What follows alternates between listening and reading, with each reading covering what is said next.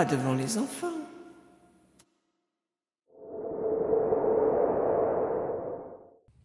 Regarde ça comme c'est beau, le désert où je vis. Salut les Français, c'est Shaman Chorizo qui vous parle. Aujourd'hui, je veux partager un aspect de l'Amérique. Les gens comprennent pas forcément bien, et c'est la notion de petite communauté. Là où j'habite dans le désert, c'est une petite communauté. La police, les gens qui font la police ici sont généralement des gens qui sont nés dans cette communauté. Quand ils sont nés dans cette communauté, les gens qui font la plomberie, les électriciens sont des gens qui font partie de cette communauté. Ça existe encore ça aux États-Unis. L'idée que les gens sont nés quelque part et qu'ils vivent dans le même endroit. Et si tu veux, le pays est tellement grand qu'il y a des poches, des zones où les gens se connaissent, où les gens sont du coin. Je sais pas si ça existe encore en Europe, en tout cas en France. Je le vois de moins en moins. Quand je rentre en France et que je vais au Hortin, je vois un peu ça, et je vois comment ça se désagrège progressivement. Cette idée que je suis d'ici et tous les gens qui participent à la communauté ici sont d'ici. Ça existe encore aux États-Unis.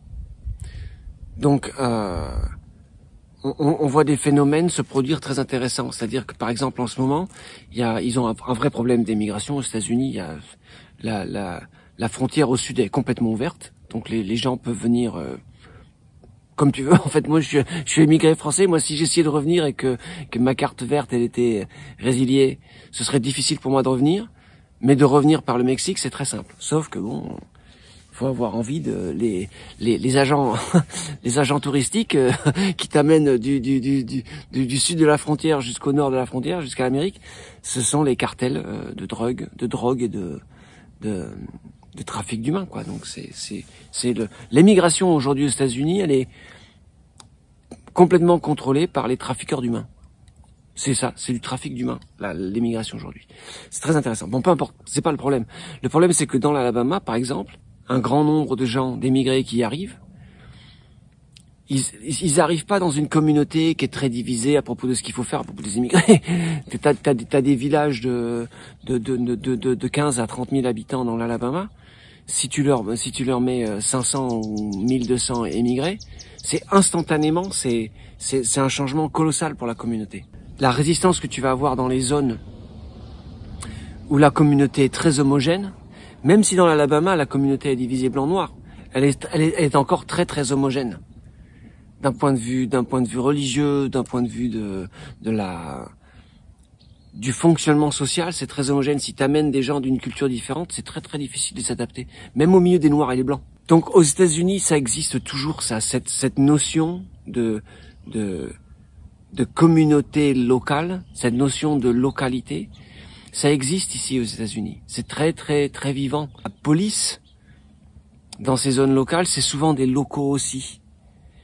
Donc c'est pas comme en France où t'as vraiment l'impression que la police c'est le gouvernement, quoi, tu vois.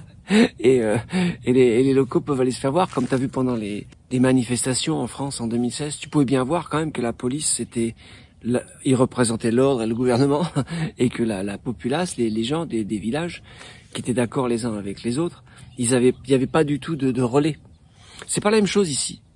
Ici, là où je suis dans le désert, s'il y avait vraiment un conflit, ce serait la police, ils peuvent pas juste prendre des ordres d'en haut et dire on est contre ces gens-là, on est pour ces gens-là. Ils peuvent pas faire ça. Parce que ils vont pas tirer sur leur grand-mère, les policiers ici, tu vois. Et souvent le flic ici, sa grand-mère, elle fait partie du village. Donc ça existe encore aux États-Unis, et c'est pour ça qu'on voit la résistance qu'on voit, leur résistance au flux migratoire. Elle est complètement différente parce qu'ils ont des communautés intactes, parce qu'ils ont des gens qui sont du coin, des gens qui sont d'ici, et c'est beaucoup plus difficile d'importer des gens d'autres cultures dans une culture qui est relativement homogène. Et donc c'est pour ça mais c'est un peu la même chose qu'ils font en France, c'est-à-dire que les cultures homogènes Alors aujourd'hui, la culture homogène, eh ben c'est la culture judéo-chrétienne, tu vois. Les gens comme moi qui sont fait éduquer, qui sont allés au catéchisme, et puis qui ont appris qu'il faut être gentil, qu'il faut être humble, tu vois. Cette culture-là, elle est relativement homogène. Et l'idée, ben c'est qu'il faut, tu vois, les médias essayer de nous démontrer que cette culture qui est homogène et qui est fonctionnelle en fait, et ben on essaie de te la vendre comme une culture qui est néfaste. On est les méchants. Tout le monde sait que les blancs qui ont aboli l'esclavage, c'est les méchants.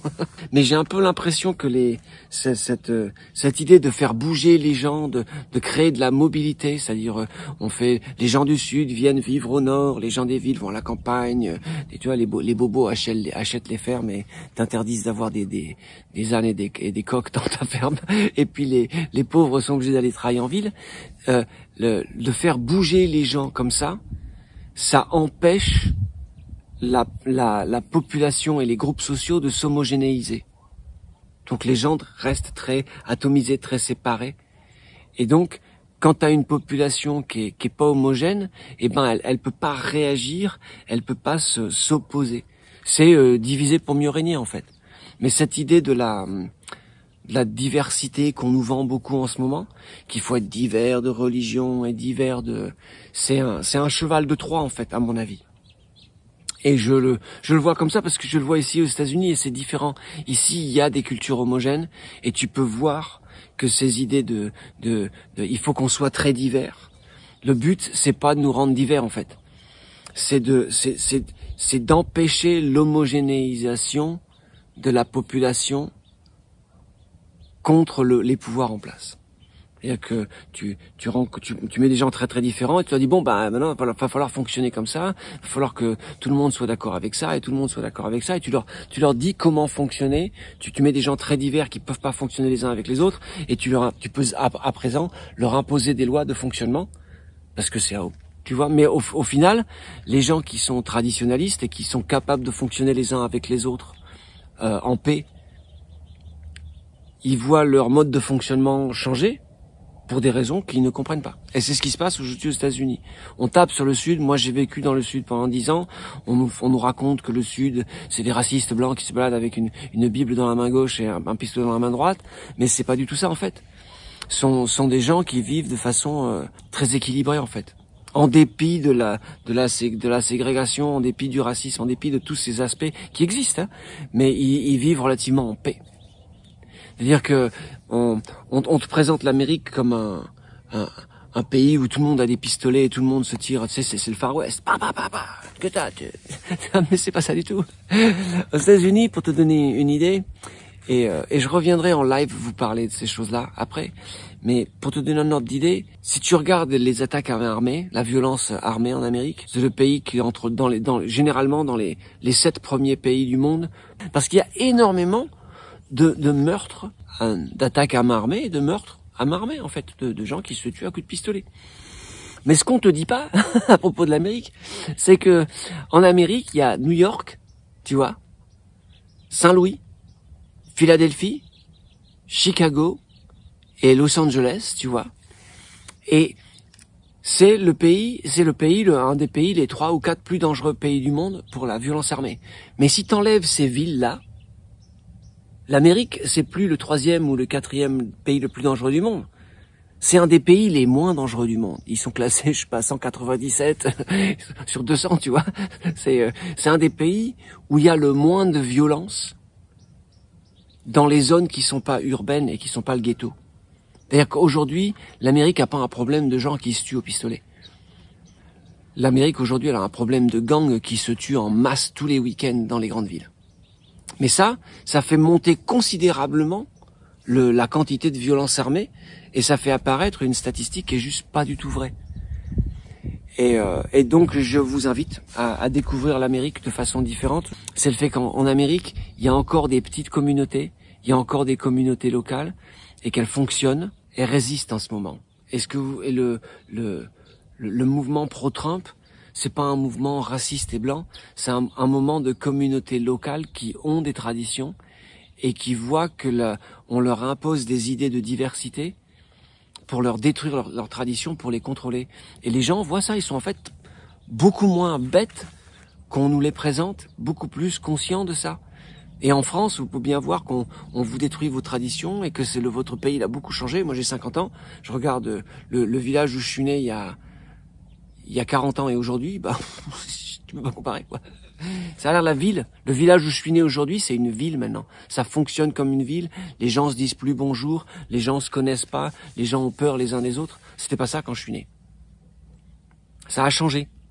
Et mon observation, c'est que ça n'a pas changé pour le mieux. C'est-à-dire qu'on nous a enlevé les traditions et on les a remplacées par des règles de gentil. Tu vois? Et aux États-Unis, il y a l'aspect local et l'aspect communautaire aux États-Unis, ils résistent contre ça. Et pour comprendre Donald Trump, il faut aussi être capable de voir ça, qu'il y a des gens locaux, il y a des gens qui ont leur propre tradition ici. Et ils voient vraiment le gouvernement central des États-Unis comme des gens qui essaient de leur imposer quelque chose qu'ils ne veulent pas. Voilà, c'est Shaman Chorizo. N'oubliez pas de manger du jambon et du saucisson.